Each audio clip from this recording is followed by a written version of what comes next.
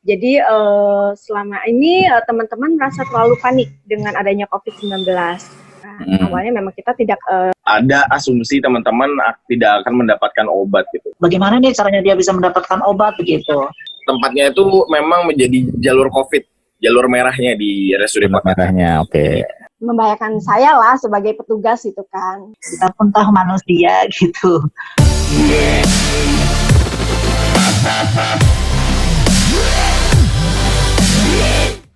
Hai sahabat Oda, kita ketemu lagi di podcast Sahabat Oda. Dan kali ini saya akan membahas tentang bagaimana sih reality di layanan bersama para teman-teman pendamping pendukung sebaya. Kita mau tahu sebenarnya gimana sih situasinya teman-teman Oda yang positif di layanan kesehatan, di layanan kesehatan itu. Dan nanti kita akan berbincang dengan Adenia dan Anjar sama Bella. Nah, Anjar dan Bella ini juga termasuk penjahat Oda yang juga jadi pendamping sebaya. Dan kita akan kupas tuntas seperti apa sih situasi teman-teman positif Oda di layanan saat ini. Oke, jadi Adenia bertugas di Curug ya? Puskesmas Curug ya. Puskesmas Curug. Oke, ada Bella. Coba Bella kenalin diri deh.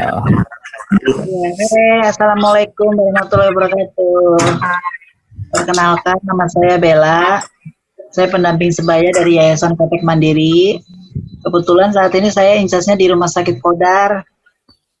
Dan untuk mendukung populasi kunci WR. Ya, halo selamat siang. Nama saya Anjar. Saya pendamping sebaya di wilayah Kota Tangerang.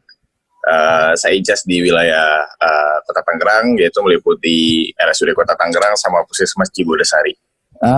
Mungkin bisa dijelasin tugasnya Adenia dan Bella sama Anjar. Mungkin dari Adenia dulu kali ya. Oke, mungkin secara singkat ya, aku ingin menjelaskan kepada teman-teman, pendamping sebaya itu lebih kepada memberikan informasi terkait dengan HIV/AIDS, terus memberikan motivasi, mendukung, mensupport, sampai dengan kepada pemberian informasi kepada keluarga. Itu sih yang aku dapetin selama ini, hanya pemberian dukungan aja di layanan. Kita juga tetap melakukan home visit sebelum waktu sekarang ada pandemi coronanya ya. Ya, halo. Sebenarnya tugas kita di layanan itu satu yaitu memberikan support atau dukungan kepada sama Oda maupun yang baru ataupun yang lama. Terus kedua memberikan dukungan fisik secara moral ya, secara fisik langsung dengan tatap mata sehingga si Oda itu merasa sama-sama nyaman dengan kita. Sama kita juga ada kunjungan home visit setiap rumah. Seberapa penting sih keberadaan pendamping sebaya nih, Jar, di layanan? Seberapa penting ya? Sebenarnya gini, konteksnya pendamping sebaya berarti kan untuk bukan hanya tidak mendampingi ya sebenarnya. Dalam artian kita dalam sana kita juga pasien. Dan kita juga seorang yang hidup dengan HIV itu sendiri, dalam artian bukan hanya sebagai ini kelompok dampingan saya dan itu kelompok dampingan saya gitu menurut Anjar sendiri. Tapi dalam sana lah bagaimana kita bisa memperjuangkan suara teman-teman kita di wilayah kita masing-masing. Contohnya ada Kak Adenia di daerah kabupaten, ada Bella juga dengan berdasarkan komunitasnya, saya dengan lebih ke MSM-nya. Di dalam situ kita bisa menyuarakan bagaimana kebutuhan teman-teman di layanan itu sendiri, bukan hanya di layanan sebenarnya, tapi balik lagi ke distrik itu masing-masing. Seperti apa sih sebenarnya dibutuhkan dari seorang pasien yang di wilayah itu masing-masing, apalagi banyak temuan kasus juga sekarang beragam ya, ada yang dari remaja, dari dewasa, dan itu sebenarnya poinnya sih. Kira-kira setelah adanya pandemi COVID-19 ini, ada permasalahan apa sih di layanan atau mungkin ada kesulitan-kesulitan apa nih yang ada di layanan nih? Jadi selama ini teman-teman merasa terlalu panik dengan adanya COVID-19. Awalnya memang kita tidak diperbolehkan untuk set up, tapi karena keinginan kita dari masing-masing pendamping sebaya berniat untuk membantu petugas kesehatan agar tidak terlalu kerepotan dengan tugasnya juga. Terus ya mereka hanya panik aja sih, terlalu panik dengan kondisi seperti saat ini gitu. Yang panik siapa nih? Petugas layanan kesehatannya? Bukan petugas layanan, tapi teman-teman ODA yang mengambil ARV. Oh gitu. Jadi kepanikannya justru timbul dari teman-teman ODA positif yang mau ngambil di lapangan. Ya. Di tempat Anjar juga gitu, Jar? Jadi gini Om Jet. Kebetulan saya dapat informasi baru kemarin RSUD Kota itu jadi rumah sakit rujukan COVID level 3 dan 4. Oke. Jadi kendalanya adalah sebenarnya ini sangat berdampak sekali. Pasien memang tidak boleh kunjungan dimulai minggu ini terkait situasi di RSUD Kota itu sendiri. Kemungkinan obat tetap akan bisa diambil, cuman prosesnya aja yang mungkin akan dibilang agak ribet, ya nggak dibilang ribet juga sih gitu. Cuman kendalanya adalah teman-teman tidak bisa konsultasi, tidak bisa sharing dengan dokter. Kemungkinan ini kita akan cari solusi juga bagaimana dengan pasien-pasien baru yang temuan dari puskesmas, dari layanan yang akan menuju ke RSUD Kota gitu. Cuman yang jadi kendalanya, yang sangat menjadi kendala adalah teman-teman itu RSUD Kota ini sudah menjadi rujukan COVID sendiri dan ada asumsi teman-teman tidak akan mendapatkan obat gitu. Wah, gimana nih kalau misalkan rumah sakitnya ditutup poliklinik sementara? Karena mulai hari Senin semua rujukan poliklinik di RSUD Kota itu sudah di-lock. Jadi sebenarnya dampaknya bukan ke hanya poli khusus cemara doang, poli khusus treatment HIV-nya, tapi kayak poli penyakit dalam, poli geriatri, semua itu berdampak juga. Oke, jadi yang dampak dari PSBB ini ya tidak hanya di klinik untuk khusus ODA aja ya, tapi di klinik-klinik lain juga sama ya sebenarnya. Semua klinik lain. Sebenarnya sih memang secara saya masuk akalnya memang ini bertujuan untuk memperkecil penularan si COVID itu sendiri. Kalau ya saya ambil kesimpulannya. Tapi ini dampaknya ini meluas sekali gitu. Hanya karena satu pandemik semuanya jadi ikut. Kalau untuk di Kodar sendiri sih Bang, dengan adanya wabah COVID-19 ini, pasien yang ambil obat, emang di situ kan rata-rata mereka umum ya. Ya, itu mereka sangat kesulitannya dengan ekonomi, karena kan mungkin pekerjaannya mereka yang udah nggak kerja, ada beberapa juga yang mereka sulit untuk mencari rezeki lah gitu, sehingga bagaimana nih caranya dia bisa mendapatkan obat begitu. Makanya kemarin juga ada beberapa KD itu yang sempat mau putus obat, gara-garanya yaitu ekonominya mereka itu nggak ada. Jangan ekonomi mereka bilang buat makan aja, buat ongkos ke rumah sakit aja, pelayanan mereka susah. Begitu. Terus mereka kesulit. Ini juga permasalahannya lagi, kalau untuk konsul juga, kalau di Kodar saat ini belum bisa sih gitu. Paling kalau untuk obat dikasih 2 bulan, yang ada keluhan paling diundur dulu gitu. Karena di Kodar juga masih tertuju kepada COVID-19, dokter yang di UGD gitu. Saat ini juga di Kodar lagi buka untuk cek tes rapid COVID-19 sama nanti rujukan juga di situ mau dibikinin. Jadi setiap yang mau mudik yang mau ngecek bisa di situ. Di Kodar itu kenapa tadi dibilang belum bisa melayani konsultasi pasien? Apakah karena memang minimnya tenaga kesehatan untuk ada di klinik HIV-nya atau gimana? Enggak, untuk saat ini kan kalau di Kodar ngambil obat kan sekarang di UGD ya Bang. Jadi bukan di UGD, jadi campur mereka. Jadi nggak kayak semacam di RSU Tangerang ada Bugenvil kan, ada klinik kayak gitu. Kalau di Kodar itu saat ini di UGD. Jadi kan di UGD itu bentrok dengan pasien umum. Sedangkan UGD banyak orang yang pada sakit masuk ke UGD. Setiap orang mau ngambil obat pasti nunggu depan UGD. Harapan kita sih kepengen dibikinin ruangan khusus yang buat ngambil obat begitu. Dan saat ini pun Dokter Sulaiman sudah menjabat menjadi direktur, sehingga diganti sama Dokter Nur. Gitu. Berarti kalau dia ya tingkat resiko tertular dari ya mungkin wabah lain ataupun dengan COVID-19-nya ya cukup tinggi ya artinya gitu ya wilayah. Cukup tinggi, betul. Dengan Oda kan rentan dengan virus bakteri. Makanya yang dikhawatirin dari teman-teman kemarin Kodar juga banyak tuh ada beberapa Kak, bagaimana ya supaya aku nggak kekodar gitu. Makanya di inisiatif mereka nitip obatnya, suruh dokternya suruh saya ngambilin. Jadi saya ngambilin obatnya, nanti berapa orang diambilin, nanti ketemuannya di luar rumah sakit. Bisa di depan rumah sakit boleh, tapi jaraknya itu bisa lebih dari 5 meter katanya gitu. Oh gitu. Itu mekanisme itu udah berlaku dari sejak adanya pandemi COVID-19 ini atau gimana? Mekanisme yang tadi Iya, diambilin. Baru berjalan saat ini. Baru berjalan saat ini ya. Oke. Di tempatnya Adenia sendiri gimana, Dek? Mekanisme apa yang diberlakukan nih sejak adanya pandemi COVID-19 nih buat teman-teman yang mengakses di layanan? Oke, untuk pelayanannya kami jadwalnya itu nggak berubah, hanya waktunya aja dipercepat. Jadi biasanya itu dari jam 1 sampai dengan jam 12 pendaftaran itu kita masih menerima pasien. Tapi di saat pas ada pandemi COVID ini kami dipercepat sampai dengan jam 11 saja. Sampai jam 11 saja ya berarti ya. Berarti lebih singkat dari yang di RSU Kabupaten ya? Iya. Ya, kalau yang di RSU Kabupaten kan cukup ini ya. Jadi untuk di RSUD Kota sendiri, pendaftaran juga di kunjungan pasien itu dipercepat ya Om Cidet. Om Cidet lagi, Om Jetro. Aduh, siapa tuh Om Cidet? Dari jam 7 sampai jam 11. Oke. Dari jam 7 sampai jam 11. Tapi untuk kalau kuota harian itu tidak dikuotasi. Kunjungan pasien tidak dibatasi. Tidak dibatasi. Jadi seperti biasa aja. Pasien mau ambil obat ARV itu bebas. Tapi hanya konsultasi itu dibatasi juga.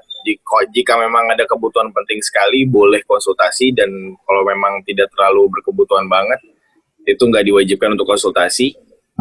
Kemudian permasalahannya juga kemarin sempat dibahas oleh dokter penanggung jawabnya juga. Kami di RSUD Kota ini sebenarnya kekurangan SDM sekali. Oh gitu. Untuk di wilayah RSUD Kota. Itu untuk seluruh RSU kotanya atau khusus di klinik? Di klinik Cemaranya. Di klinik Cemara 1, dokternya sudah mengakui kita kekurangan SDM, Mas. Jadi kita nggak bisa capable sekali untuk, karena pasien ini udah makin banyak ya, Om Jetro. Sudah masuk angka 218-an.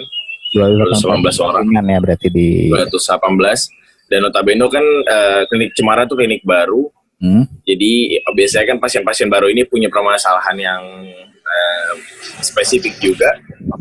Dan kemudian kenapa jadi alasan klinik Cemara ditutup sementara? Karena klinik Cemara itu jadi tempatnya itu memang menjadi jalur COVID, jalur merahnya di RSUD Kota. Merahnya, karena itu pas di dekat IGD.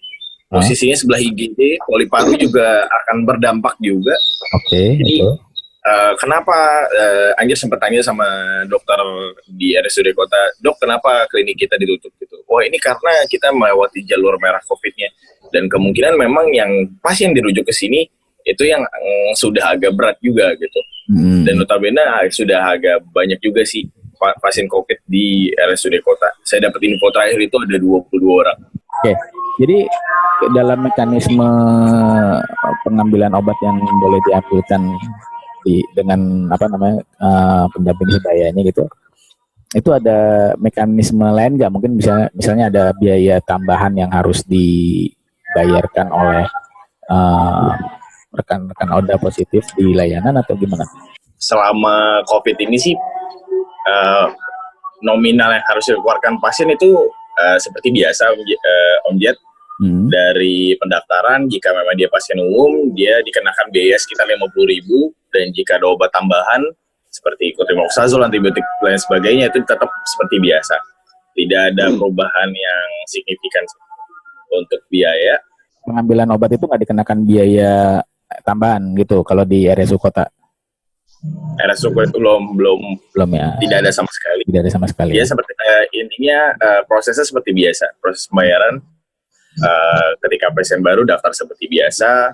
Terus biasanya jika memang ada beberapa pasien, Mas saya nggak mau masuk ke wilayah rumah sakit, biasanya kita sendiri datang ke lobi RSUD Kota, ke depan lobi dan pasien biasanya nunggu, misalkan dia pakai BPJS, dia menyerahkan rujukannya, atau misalkan dia pakai umum, Mas ini uang pendaftarannya.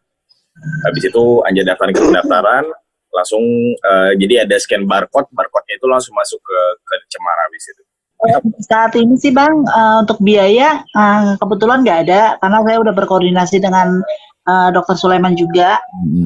Untuk obat 2 bulan kan seharusnya 160 kan, karena kan ambil obat 80.000, tapi sekarang tetap 80.000. Oke, tetap 80.000.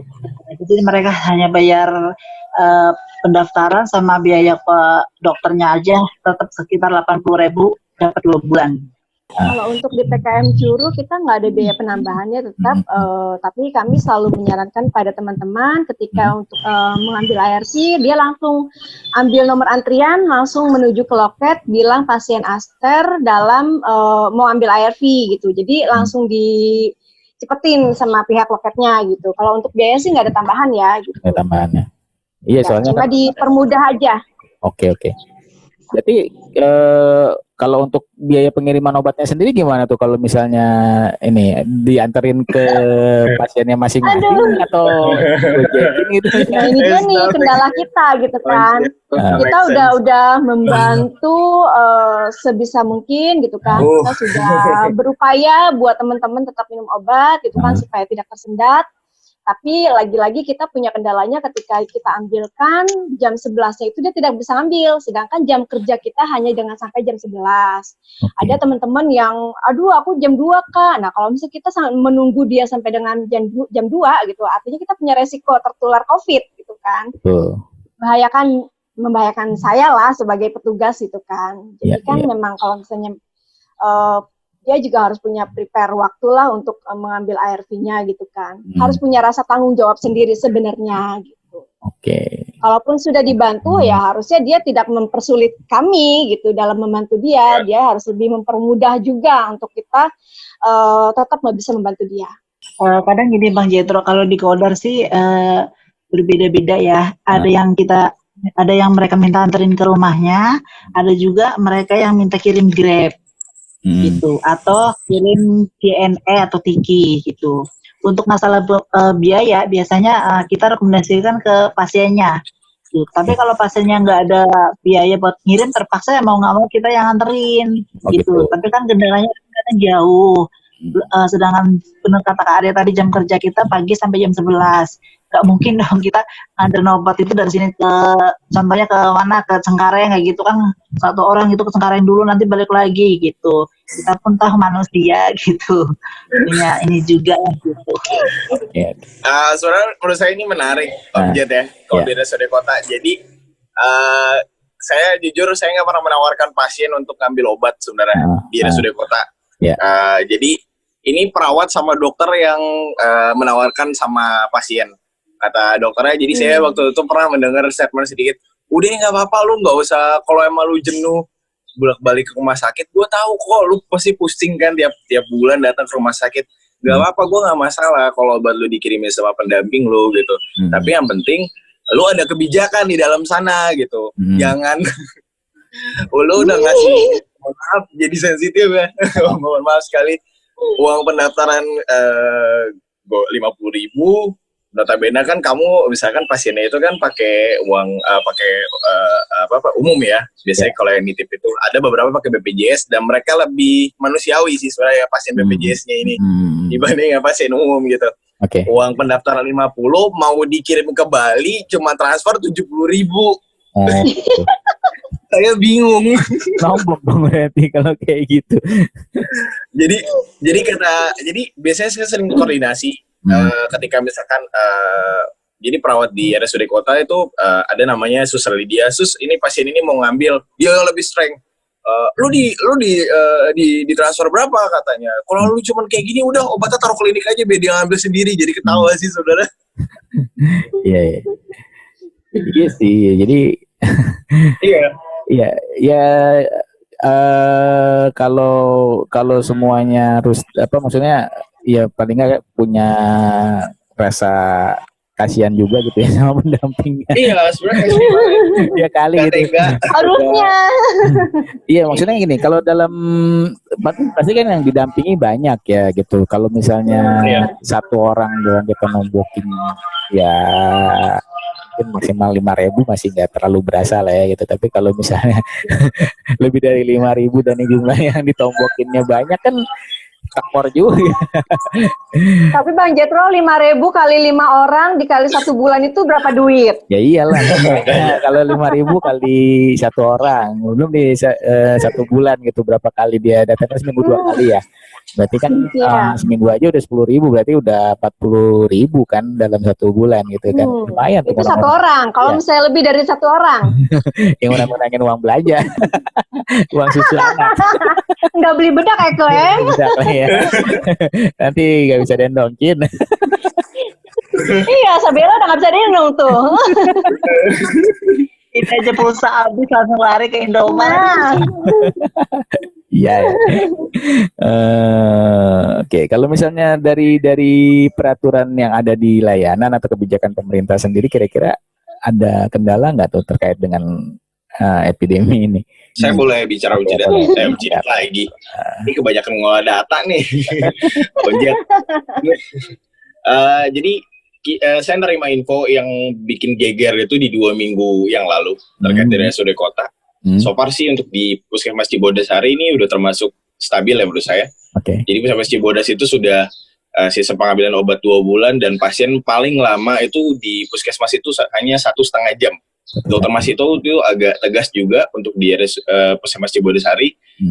Di so far di Puskesmas Cibodasari itu pasiennya sudah pengambilan obatnya udah nggak ada masalah, Om Jet. Nah kita balik lagi ke RSUD Kota. 2 minggu yang lalu itu di RUT Rumah Sakit RSUD Kota itu mengeluarkan SK beberapa poliklinik itu ditutup. Oke. Iya. Jadi saya waktu itu informasinya itu saya terima di hari Jumat malam sekitar jam 11 malam, SK-nya tuh baru sampai di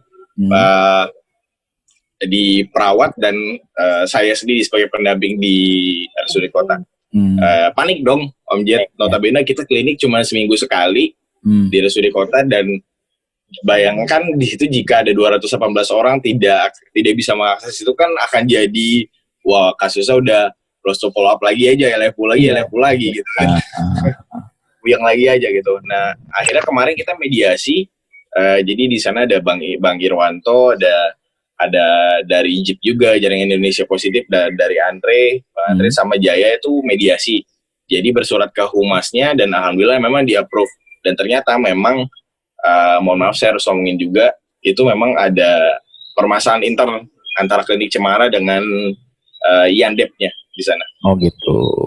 Iya, mereka lebih mengutamakan oh ini COVID nih bermasalah. Padahal si Dokter Arif itu udah sering sekali ngasih informasi bahwa pasien B20 tuh pengambilan obat harus rutin, bla bla bla gitu kan, harus sudah benar-benar diedukasi. Tapi balik lagi memang karena ternyata inti poinnya bahwa yang kagetnya itu saya memang jadi kepikiran juga kayaknya nih ada something kenapa poliklinik mau ditutup semua, ternyata itu jadi rumah sakit rujukan COVID. Dan baru saya terima tuh informasi minggu kemarin. Ya, jadi mungkin karena jadi rujukan COVID mungkin butuh ruangan yang lebih kali ya, jadi beberapa klinik akhirnya mau nggak mau harus ditutup. Iya betul. Ya, tapi kan kalau misalnya mekanismenya kayak gitu kan ya, maksudnya gini, kalau adanya kebijakan seperti itu kan memang tadi Anjar mengutarakan bahwa bisa meningkatkan angka loss follow up. Nah, sejauh ini udah berapa sih angka LFU-nya gitu di RSU Kota sendiri gitu? Mungkin terkait LFU sendiri kemarin kita juga ada problem. Jadi lebih ke inter rumah sakit lagi. Ternyata SIM RS itu jadi SIM RS itu sistem kunjungan informasi buat pasien ya, Om Jet. Dan itu servernya error waktu sekitar 3 minggu yang lalu, 3 atau 4 1 bulan yang lalu. Dan jadi ketika laporan SIHA itu LFU ada 98 orang. Oke. Dan itu sudah kita wanti-wanti. Saya kebetulan Om Jet saya boleh ngebuka PC di dalam klinik. Oke. Jadi servernya itu saya sudah bisa akses SIM RS di RSUD Kota dan saya sering berkoordinasi dengan Dokter Arif di sana sebagai penanggung jawabnya juga dan Suster Lydia. Sus, kok ini pasiennya rutin tiap bulan tapi di SIM RS-nya tidak terdata kelas kunjungannya. Jadi itu yang menjadi pelonjakan tinggi sekali dan itu sudah clear sih, sudah diverifikasi dari RR-nya, pengelola datanya kepada Dinkes dan sudah di-clearin dengan Bu Bunda Helmi, dan itu sebenarnya kan jadi kesalahan juga ya. Dan ternyata si RR-nya ini juga kelabakan gitu. Mas, kita kurang SDM loh di sini, saya ngelola data tuh banyak banget, gak cuma Titik Cemara bla bla bla gitu. Nah, jadi nggak ada solusinya gitu. Seolah-olah saya yang melihatnya memang setiap poliklinik itu punya beban tersendiri terhadap peraturan dari Dirutnya itu sendiri. Saya harus bicara ini Om Jet. Iya, nggak apa-apa sih. Ya sih, sebenarnya saya berharap gini, jadi sebenarnya podcast ini kan bisa jadi wadah teman-teman buat curhat ya, paling enggak kan.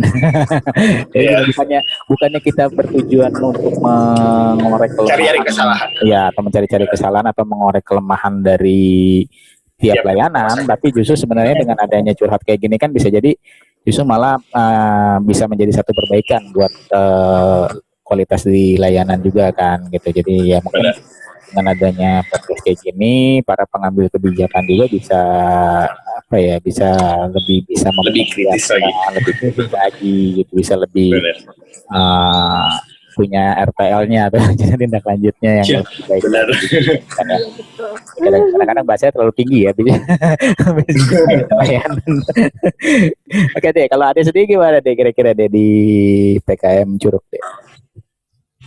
Di PKM Curug sih sendiri nggak ada kendala ya kalau misalnya untuk dari layanan kesehatannya gitu kan, untuk di pelayanannya ya. Tapi kalau misalnya untuk data LFU-nya itu sedikit sih, dari awal kita buka itu September di 2019, sekarang sudah mencapai angka 74 pasien yang akses ARV, dikurangi dengan yang LFU 5 orang. Wah, LFU-nya hanya 5 orang aja ya? Iya, aja LFU-nya itu pindah tanpa konfirmasi ke kita gitu. Oke, LFU-nya pindah layanan ya tanpa konfirmasi ya? Iya. Tapi kalau terkait dengan kebijakan-kebijakan dari Dinas Kesehatannya sendiri atau dengan kebijakan layanan sendiri gimana? Kayaknya kalau misalnya untuk kebijakan dari pemerintahan ya kita nggak ada masalah sih. Nggak ada masalah ya? Sejauh ini aku tahu nggak ada masalah, iya. Oke. Iya. Kalau PKM Curug mah emang katanya proyek percontohan juga, jadi emang Alhamdulillah. Ya katanya juga pakai dapat APD gitu ya di sana.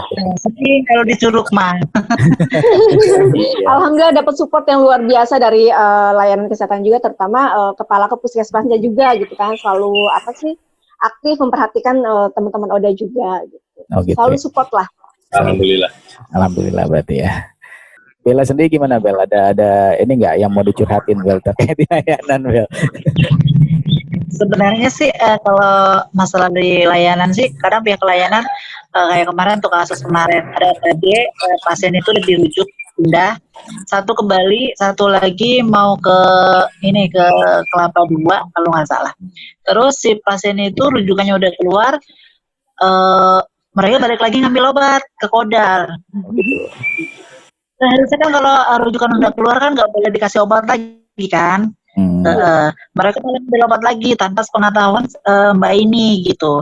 Tiba-tiba orang layanan telepon saya gitu, Mas, kemarin ada pasien yang udah dirujuk, kenapa dia balik ambil obat lagi ya? Nah, bukannya udah dirujuk Mbak, saya bilang begitu. Iya, itu dokternya juga nggak katanya gitu. Dokter mulanya nggak tahu kalau dia itu pasien udah dirujuk gitu.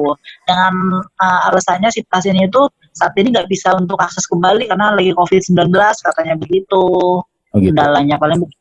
Emang ketika ada perubahan status kayak gitu tuh nggak langsung otomatis terupdate gitu di sistem administrasi rumah sakitnya gitu Bel di Kodar? Terupdate sih Bang, cuman kan si pasiennya itu yang tambang, obatnya udah rujukan keluarnya udah dapet, mereka harus balik ke Bali ya kan, karena mungkin obatnya mesti ada 10 butir atau beberapa lagi, harusnya dia ke Bali, rujukan keluar dia kan nggak boleh lagi ke Kodar ya kan, tahu-tahu diam dia balik lagi ke Kodar, daftar ngambil obat lagi, dikasih lah gitu. Ya harusnya kan kalau udah pasien rujukan statusnya kan di sistem administrasi rumah sakit kan harusnya kan memang terlihat ya statusnya bahwa dia sudah pindah gitu kan, sudah ditransfer gitu kan. Kalau misalnya pun dia daftar lagi kan pasti seharusnya kan double dong kelihatan mestinya di sistem administrasinya. Iya, iya betul. Tapi kan di pihak pendaftarannya kan nggak tahu kalau pasien itu udah dirujuk apa enggak. Kan mereka yang ngerujuk itu, yang ngasih rujukan itu paling kayak Mbak Eni itu kan di situ pemegang programnya yang bikin surat rujukan keluar masuk begitu dari Mbak Eni. Kalau masih pasiennya tiba-tiba cukup daftar ke Mbak Eni ke pendaftaran lain, terus didaftarin dengan nama tersebut ternyata ada, terus di RM-nya juga di statusnya itu nggak dirujuk, nggak ditulis RK keluar kan, rujuk keluar, sehingga dokternya nggak tahu kalau dia itu pasiennya itu udah dirujuk keluar gitu. Dokternya kadang ngasih obat gitu. Untuk pasien yang LFU saat ini sih tinggi ya di Kodar. Oh, LFU-nya cukup tinggi ya di Kodar ya? Cukup tinggi. Cuman kemarin ada beberapa, ada 10% yang udah dirujuk ARV kembali sama teman-teman lah pendamping gitu. Cukup tinggi itu pihak layan kalau bisa di ini angkanya Bella tahu nggak angkanya cukup tinggi itu berapa? Sekitar 100 lebih lah Bang, 102 atau 105 lah gitu. Oke. Yang LFU. Terus yang udah dirujuk kembali ke layanan ada sekitar 30-an lah gitu. Yang sisanya kan masih ada 70 lebih ya. 70 lebih itu mungkin pasien-pasien yang nggak didampingin gitu. Jadi pasien itu datang dapat obat, ngambil sebulan, itu dia udah sehat, nggak balik lagi gitu. Tapi kan datanya nggak mengkomunikasi gitu, karena kan pasien itu privasi katanya gitu. Iya betul. Iya. Iya. Iya pasti kalau data pasien itu pasti privasi. Tapi kalau LF-nya segitu ya lumayan ya, artinya boleh tahu nggak LFU-nya tuh memang dia pindah rujukan diem-diem, nggak ngasih informasi, atau memang lost kontak gitu, Bel? Iya, lost kontak. Jadi dia tuh udah ngambil obat nih, ternyata habis itu ngambil obat, setelah ngambil obat dia nggak balik lagi bulan berikutnya. Oh gitu. Dan nomornya tuh dihubungin nggak aktif sama pihak layanan. Sehingga mau nggak mau pihak layanan menunggu si pasien itu ngedrop, balik lagi ke layanan, baru ketahuan dia itu ini pasiennya ARV kembali. Teman-teman yang LF itu ada beberapa yang karena efek samping dari ARV. Jadi mereka itu tidak tahan ataupun tidak kuat karena merasakan efek samping yang dialaminya. Padahal efek samping itu bisa direda. Kalau dia bisa mengikuti arahan apa yang kita arahin. Berarti mungkin itu karena dari efek. Balik lagi kepada pilihan sih, ketika dia sudah merasakan efek samping, dia lebih memilih tidak minum ARV gitu, karena dia jauh lebih baik dia tidak minum ARV gitu. Iya. Ya padahal sebenarnya kan kalau ARV itu memang tujuannya kan untuk menekan jumlah virus yang ada di dalam tubuhnya orang yang positif HIV kan ya. Ya kalau misalnya dia sampai nggak patuh atau terjeda gitu kan, ya sebenarnya kerugiannya ya ada di mereka sendiri gitu, artinya nggak patuh ARV sendiri kan, artinya nanti bisa jadi resisten dan justru malah pengobatannya prosesnya harus diulangin lagi dari awal gitu kan ya.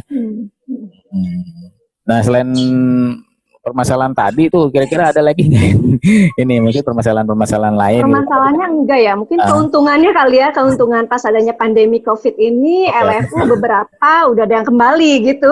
Ya, benar. Dengan virusnya. Benar. Jadi beberapa pasien LFU banyak yang telepon ke kita, ke pendamping sebaya gitu kan. Mbak saya mau ARV dong, saya takut kena COVID gitu. Oh ya silakan datang kembali ke layanan yang awal dia minum obat. Oke. Itu sih untungnya gitu kan ya. Mudah-mudahan dia bisa mempertahankan minum ARV-nya. Continue ya, mudah-mudahan ya. Oke. Iya. Berarti justru malah dengan situasi pandemi ini malah justru yang tadinya harus follow up justru pada balik ke layanan lagi untuk ya ARV. Tapi kan kalau kayak gitu bisa dipastikan nggak kalau mereka selama ini ya memang tingkat kepatuhan obatnya cukup bagus, atau justru malah LFU justru karena tadi yang teman-teman bilang karena mereka ngerasa efek samping obat gitu ya, biasanya mereka memilih untuk putus ARV, Kalau kayak gitu gimana tuh? Apakah mekanisme pengobatannya kan kembali harus diulangin lagi dong kalau kayak gitu? Ya mau Iya. Begini Om Jet, untuk situasi di kota ini juga sebenarnya untuk kasus LFU itu ada sekitar 25 orang. Kemarin kebetulan Anjar juga ikut andil ketika RSUD kota itu sedang akreditasi. Jadi ketika dokter akan memberikan paparan kepada pihak rumah sakit terkait beberapa rujukan keluar, beberapa pasien yang LFU, dan itu kemarin kita ngebedah SIM RS itu one by one per pasien. Itu ada 28 orang yang memang notabene dia tidak kembali ke layanan. Beberapa sebenarnya Anjar sudah share juga, karena ini bukan hanya kelompok dampingan dari yang Anjar mendampingi juga. Anjar men-share kepada teman-teman, misalkan kepada Bella atau kepada Adel gitu, ini udah kelompok dampingan, ada yang LFU, coba dihubungin lagi gitu. Dan memang ada beberapa yang meninggal juga di dalam sana. Jadi LFU tuh merangkap meninggal juga. Jadi gitu. Ada kita nggak bisa spesifik juga. Tapi memang mulai dari beberapa bulan ini memang ada yang kembali, dan yang menjadi permasalahannya adalah satu, kalau di RSUD kota saya agak kaget juga kenapa yang LFU itu, Mas, saya sudah sembuh. Saya sudah sembuh. Jadi faktor, saya nggak bisa bilang itu faktor dari keyakinan dan agamisnya, mungkin saya nggak bisa bilang itu. Iya. Di dalam situ juga mungkin kurang edukasi juga. Kita harus akuin juga. Oh, ini sebenarnya PR kita gitu. Gimana caranya persuasif ya, pendekatan persuasif kepada pasien itu sendiri supaya apalagi teman-teman yang tidak mengalami efek samping sama sekali ketika di treatment pertama kali, apalagi konteksnya kita menggunakan regimen triple FDC yang bisa dibilang mungkin low side effect ya, nggak seperti regimen obat ARV lain gitu. Ini kendalanya bukan hanya 1-2 pendamping saja Om Jet, menurut saya hampir semua pendamping mempunyai permasalahan spesifik. Dan menurut saya yang paling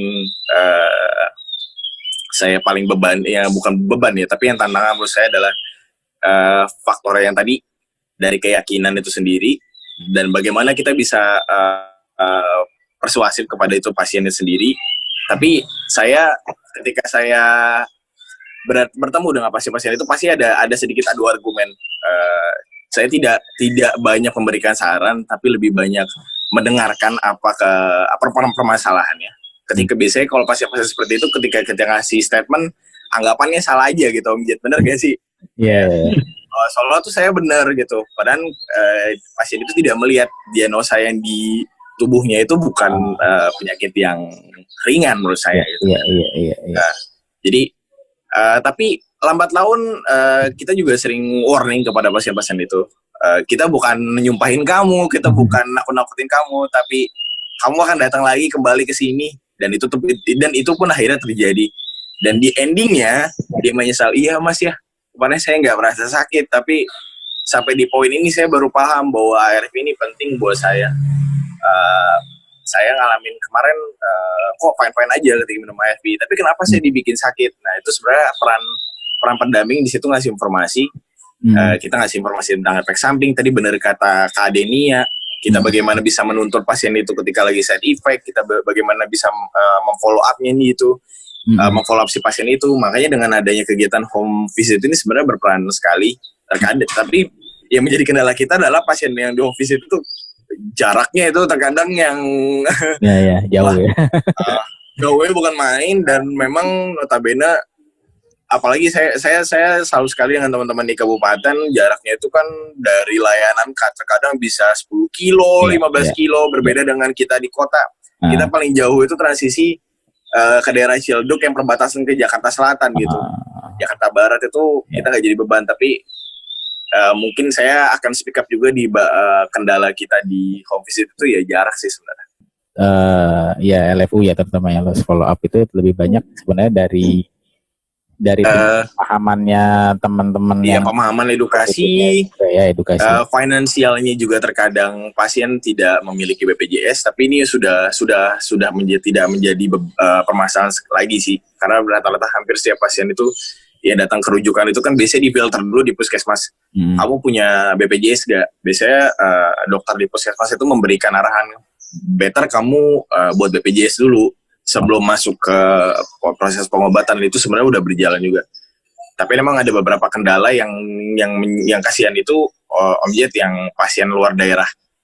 Jadi agak ribet mengurus BPJS karena vaskesnya dan domisili KTP lain sebagainya. Itu juga ada beberapa temuan sih. Akhirnya dia memilih untuk menggunakan umum, dan untungnya itu si pasien yang luar daerah itu punya budgeting gitu, punya uang. Nah, yang aku bingung kan kalau memang seperti itu kan sementara selama ini sebenarnya sudah cukup baik ya, artinya udah ada proses komunikasi, informasi dan edukasi terkait dengan ARV juga gitu loh. Ya susah juga ya kalau memang udah pasiennya ngebandel gitu, mau gimana gitu kan. Iya. Ya mau nggak mau teman-teman pendamping ini yang harus benar-benar ekstra sabar menghadapi ini ya, menghadapi pola perilaku. Sebenarnya dalam situasi pandemi COVID ini peran keluarga lebih penting ya untuk memberikan support, mempertahankan minum ARV-nya. Adherence. Oke, jadi ya, jadi peran keluarga dalam ya artinya supaya si pasien itu tingkat kepatuhan obat ARV-nya itu tinggi, ya berarti kan harus ini ya, harus benar-benar mendukung, harus benar-benar mengingatkan kembali supaya mereka nggak putus obat gitu ya, supaya mereka benar-benar jadi artinya sebenarnya kayak semacam proses terapi juga, proses terapi dan proses makanya disebutnya kan terapi ARV gitu. Jadi makanya benar-benar butuhkan keterlibatan keluarga juga untuk benar-benar bisa peduli dan mendukung teman-teman ODA kita yang masih dalam terapi ARV ini gitu ya. Oke, mungkin terakhir nih mumpung dengan terbatasnya waktu juga gitu kan, kira-kira apa sih himbauannya dari Ade, dari Bella dan dari Anjar nih untuk teman-teman ODA nih? Jangan panik, tetap ambil ARV dan tetap minum ARV-nya. Tetap minum obat waktu. Jika mereka ada keluhan apa-apa bisa hubungi kami pendamping, siap membantu. Tentunya usah panik, berpikirlah positif. Untuk pandemi COVID ini sebaiknya kita jangan terlalu worried juga, karena yang menjadi ketakutan adalah apakah saya bisa tertular kembali, saya punya B20 dan saya punya COVID gitu. Itu yang jadi banyak pertanyaan sekali. Dan menurut saya adalah di hal poin ini adalah kita bagaimana cara kita memahami edukasi COVID itu sendiri, bagaimana pencegahannya, penularannya, dan tetap semangat. Yang terpenting obat ARV kita diminum tiap hari itu menjadi benteng kita sebenarnya terhadap antibodi kita, imun kita, dan yang terpenting adalah bagaimana teman-teman bisa menanggapi situasi di luar sana itu secara logika dan masuk akal gitu. Jadi jangan terlalu dibikin anxiety-nya terlalu tinggi, jadi itu sebenarnya malah berbalik ke si pasien itu sendiri gitu. Ada ketakutan itu yang membuat menjadi beban sih sebenarnya. Jadi bawa happy aja. Enjoy. Enjoy. Banyak berkoordinasi sama teman-teman. Di sini banyak pendamping juga. Mudah-mudahan sih tidak terjadi apa-apa. Itu aja sih. Oke. Amin. Amin. Kita berdoa, sama-sama berdoa mudah-mudahan ya situasi COVID-19 ini segera cepat selesai. Ya. Teman-teman cepat berlalu.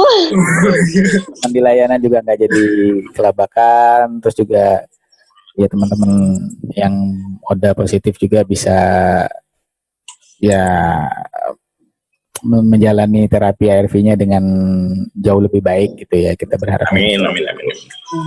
Tapi kalau misalnya selama PSBB ini kan katanya dengar-dengar mau ada layanan juga ya, teman-teman pendamping ini disuruh work from home.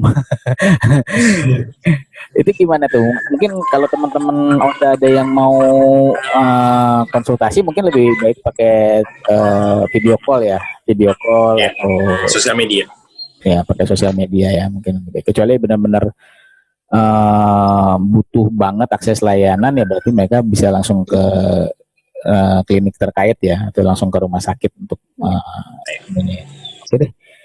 Kayak gitu, Ade, Bella sama Anjar, thank you banget buat waktunya.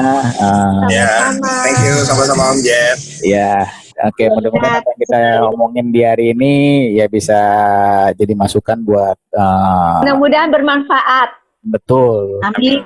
Buat teman-teman penggiat penggiat HIV juga, buat teman-teman organisasi yang bergerak di dalam penanggulangan HIV juga, buat KPA, buat kesehatan, dan juga buat semua lah ya, para kebijakan juga ya, mungkin di layanan juga. Amin. Amin. Amin banget Om Jet. Ya oke, kalau gitu thank you banget. Mungkin kita akan ketemu lagi di lain waktu. Mungkin karena sekarang situasinya kayak gini juga kita prosesnya gini ya, lalu melalui Zoom, kita telekonferensi. Mungkin kalau situasinya sudah mereda, kita bisa lanjutin omong-omongan kita mungkin dengan suasana yang jauh lebih baik. Kita bisa ketemu empat mata langsung, gitu, kita bisa lebih enak lagi ngobrol-ngobrolnya. Banyak hal yang sih sebenarnya saya pengen gali gitu ya, pengen saya artinya supaya podcast kita ini bisa jadi informasi juga buat teman-teman, baik itu teman-teman Oda maupun teman-teman yang mau tahu gimana sih seluk-beluk di dalam penanggulangan HIV, dan juga buat teman-teman di layanan, para pengambil kebijakan juga mudah-mudahan bisa mendapatkan banyak manfaat dari podcast kita ini gitu. Terus sekali lagi thank you banget buat teman-teman. Jangan lupa juga nih ya buat subscribe, like, share gitu, dan komen di ini ya. kita menjadi satu yang viral gitu kan. Benar. Bermanfaat banget ya. Jadi jangan lupa dibagikan juga Betul. teman-teman yang lain. Siap. Tenang deh, kalau gue dapat 1 juta subscriber, gue beliin ST 1 kontainer buat lo mandi pakai ST. Sial, tolong berendam di STM. Oke. Thank you ya guys, sampai ketemu lagi. Sampai ketemu lagi. Dadah. Ayo. Waalaikumsalam. Salam semuanya.